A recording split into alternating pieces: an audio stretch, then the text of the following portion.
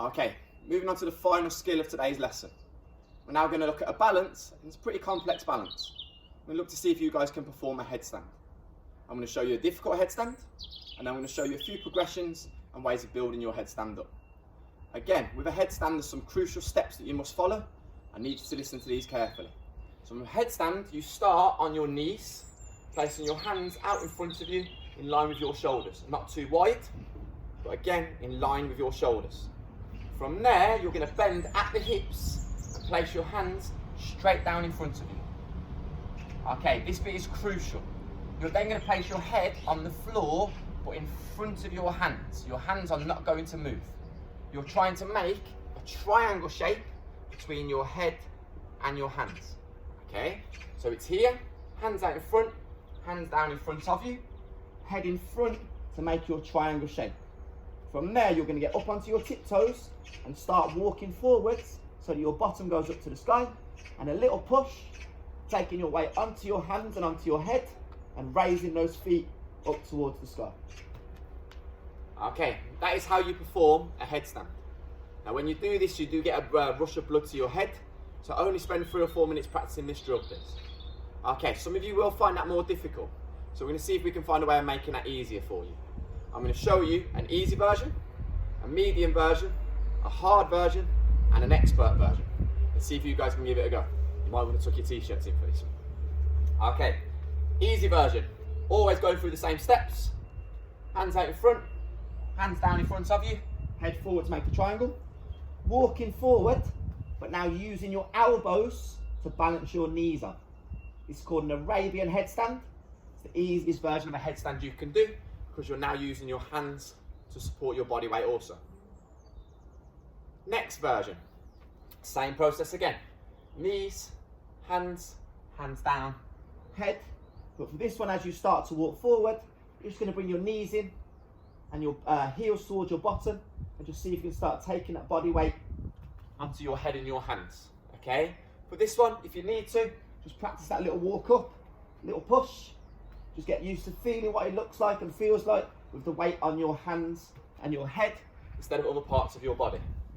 Okay, a full handstand, full headstand should look like this. So hands down in front, head, walking up a little with a push, and trying to raise those legs up to the sky, trying to get your hips tucked in and looking as straight and still as you possibly can. And an expert version, and even I'm going to struggle with this one. For an expert version, we're looking to try and make some different shapes in the sky.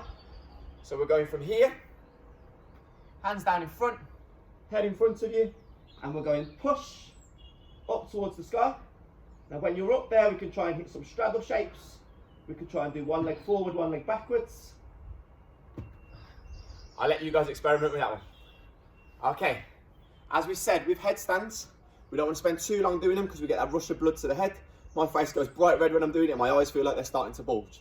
So don't spend too long performing headstands, but do give them a practice.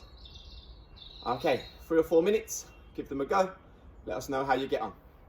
Okay, so we've now completed all 3 phases of our warm-up. We've completed your pulse raising exercise, we've completed your stretches, and we've completed your skills. We spent a lot longer on our skills today than what we normally do.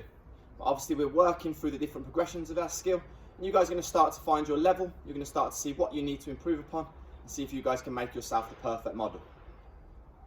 For the next part of our lesson, it's down to you. For the next part of the lesson, you've got to use the skills that we've just practiced and some of the balance that we've just practiced to go and make yourself a sequence. Now the sequence needs to be made to the best of your ability, and the sequence also needs to link and flow together. So you guys have to take some of the moves that you just practiced and think about which balance or roll would fit this next. If I try to go from this position into a pencil roll, it's not going to flow together nicely. If I try and go from this position into a cartwheel, it's not going to flow together nicely. So we would like you to compose a sequence that links and flows together using all of the skills or some of the skills that we've just practiced, depending on your ability level. That being said, there might be some of you out there that can do better skills than what I can. I wouldn't be surprised. If you can perform more difficult and complex skills, we'll give them a go also. Okay, this is how we would like you to compose your routine. Take an A4 piece of paper. We would like you to fold that piece of paper in half. like a booklet, fold in half again, so it becomes short and thin, and fold in half again. For those that collect football cards or Pokemon cards, it looks like a football or Pokemon shape. From there, open it up, and what you create are 8 different sections. Okay. Now in each of these sections, we would like you to put a roll, and then a balance, and then a roll, and then a balance, a roll, and then a balance, and then a roll, and then a balance. We would like you to create your own routine based on the skills that you have and the skills that you have developed, concentrating on making sure that routine links and flows together.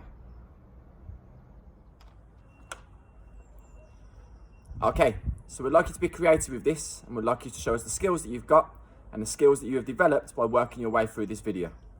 Remembering the values that we're working on today and the value of excellence, we would like you to show us what you're fully capable of. For those that can do more complex skills, show us the more complex skills that you can do.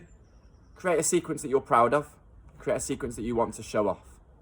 For those of you that are struggling with it, or for those of you that don't quite know how to compose yet, I have created a routine for you that looks something like this.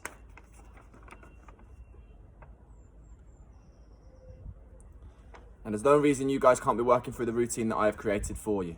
But remember, part of our head, heart, hands approach is you guys taking the skills that you've developed and taking your knowledge and understanding and then being able to apply it to the real world.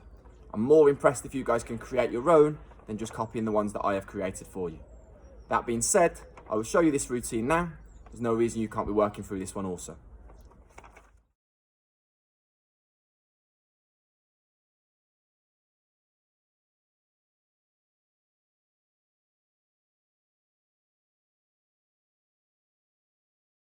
Okay, so that's the end of our lesson for today.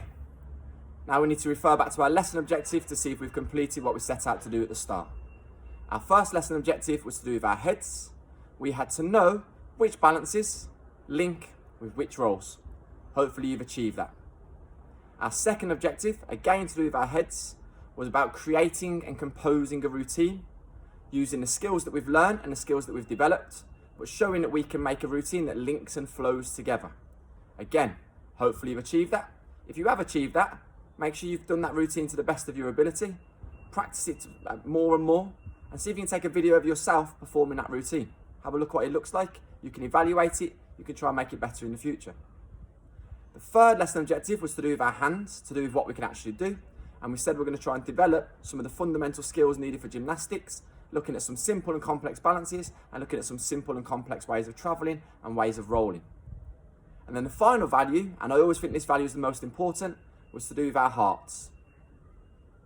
Now here today, we wanted to see excellence. You need to make sure every move that you perform is performed to the best of your ability.